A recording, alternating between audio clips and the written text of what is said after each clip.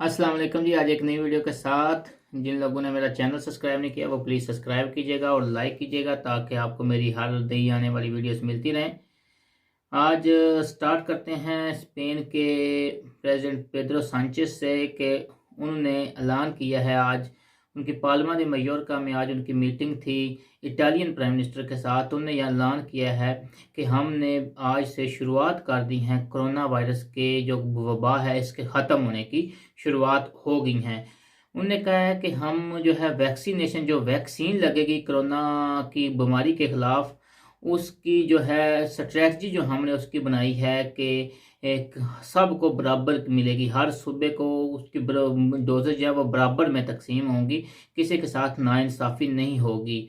नाविदाद के हवाले से क्रिसमस के हवाले से उन्होंने कहा है कि ये जो है इसका फ़ैसला इंटर टेरिटोरियल कौंसल करेगी।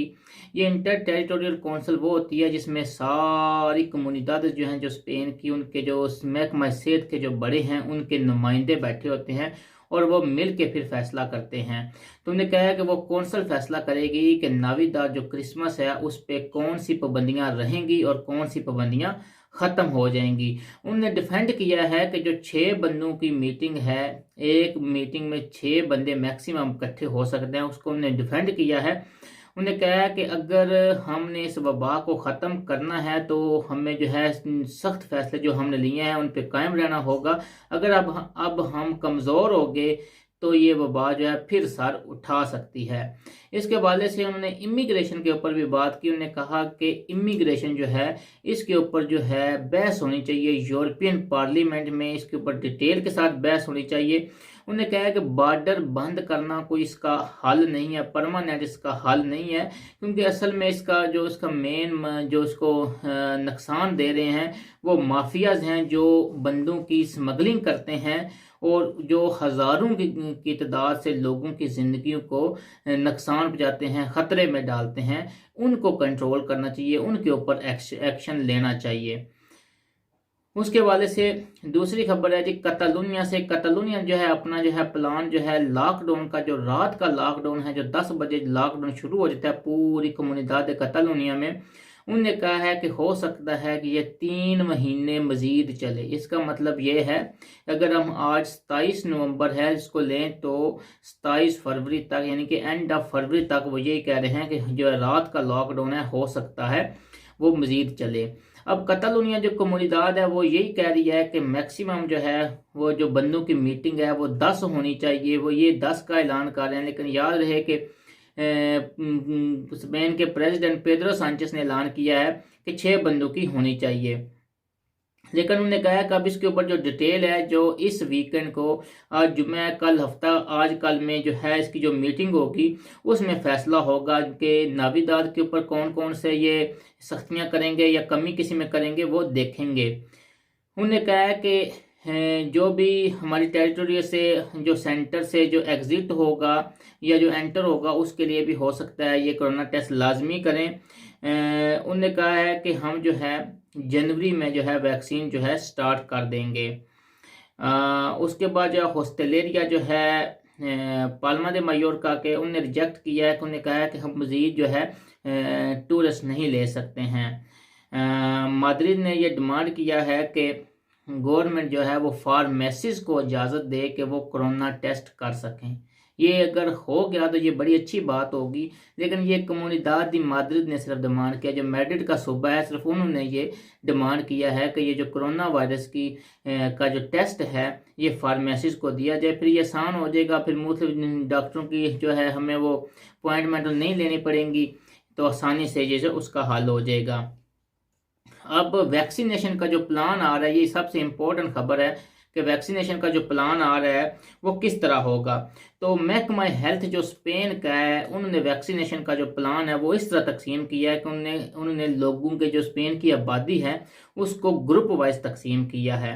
अब मैंने उसको मजीद उसके ऊपर थोड़ी सी रिसर्च करके उसको आसान लफ्ज़ों में इस तरह पेश करूँगा कि आज जो उनका जो स्पेन का हेल्थ मिनिस्टर है या उन्होंने डिक्लेयर किया है कि हम जो है जनवरी से स्टार्ट करेंगे वैक्सीनेशन और ये गर्मियों तक वैक्सीनेशन लगना जाएगी। लेकिन जो सबसे पहली वैक्सीनेशन होगी वो जनवरी से मार्च के दौरान लगेगी। अब इसमें पहला ग्रुप वो होगा जो हेल्थ वर्कर हैं, जो लोग काम करते हैं रेजिडेंसीज में या जो वहाँ पे रहते हैं, जो रेजिडेंसिया में रहते हैं या जो वहाँ पे काम करते हैं, वो सबसे पहले होंगे।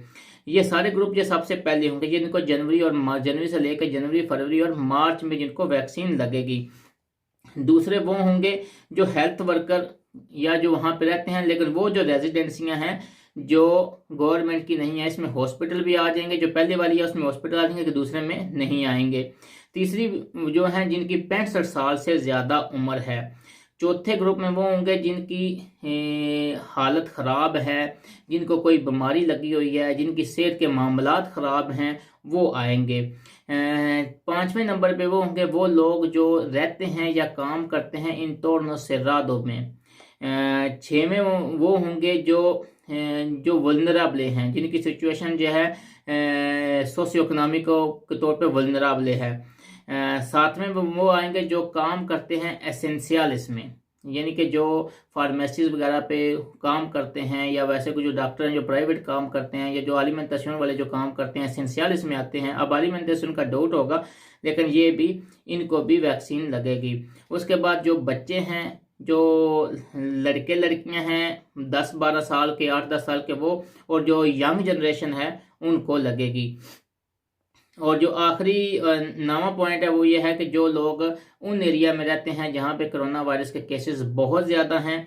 और 10वें पॉइंट पे वो होंगी जो औरतें इम्बरसाद हैं, जो प्रेग्नेंट हैं या जो अपने बच्चों को दूध पिला रही हैं, उनको भी वैक्सीन जो पहले ग्रुप में लगेगी। उन्हें कहा है ये जो है बासद मोर्तालिदात हैं, ये जो ज़्यादा इनके चांसेस है कोरोना के लगने के, और जो है इनको हमने मौत से बचाना है। आज इनकी मीटिंग थी, इंटर टेरिटोरियल मीटिंग थी, जिसमें उन्होंने कहा है कि स्पेन जो है वो 140 मिलियन वैक्सीन की जो है वैक्सीन टोटल जो है उसकी डोजेज खरीद रहा है, जो जनवरी में इनके पास पहुंच जाएंगी। उन्होंने कहा है कि हम इतनी वैक्सीन खरीद रहे हैं कि हर बंदे को वैक्सीन मिल जाए, अगर कोई भी बंदा जो लगवाना चाहता है उसको वैक्सीन मिल जाए।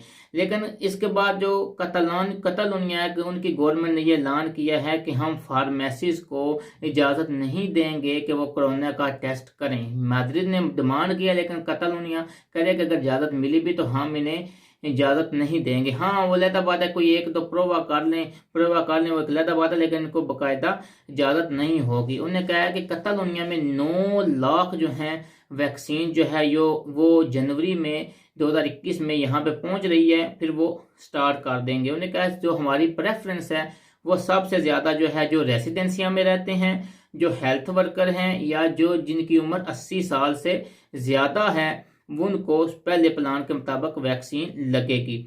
अभी तक उन्होंने कहा है कि हम जो है क्रिसमस के हवाले से, नवीदार के हवाले से जो पाबंदियां हैं उसके बारे में भी हम कोई वाज़ा तब्दीली नहीं हो रही। अब नेक्स्ट जब मीटिंग होगी तो हम देखेंगे, लेकिन अभी तक कोई चांसेस नहीं है। पाइस बास्को में कोरोना के केसेस में कमी आई है। गलीसिया में 6 म्यूनिसिपैलिटीज़ हैं जिनमें कोरोना के केसेस में कमी आई है, उन्होंने पाबंदियाँ हटा दी हैं और 6 में बढ़ा दी हैं। उसके बाद जो आखिरी खबर है वो ये है कि इससे कुछ दिन पहले मैंने अपनी खबरों में बताया था कि 430 यूरो युद्धा जो है वो गवर्नमेंट ने ऐलान किया था उन लोगों के लिए जिनको कोई युद्धा नहीं मिल रही थी। अब उसकी आखिरी तारीख जो है वो 30 नवंबर तक है। जिन लोगों ने अप्लाई नहीं की वो प्लीज़ अप्लाई कर लें। अब इसमें गवर्नमेंट ने जो है कहीं इसकी जो रिक्वायरमेंट थी, जो पेपर मांग रहे थे, उसमें कमी की है। याद रखिएगा ये 430 यूरो की युद्धा है और ये 3 महीनों के लिए मिलेगी।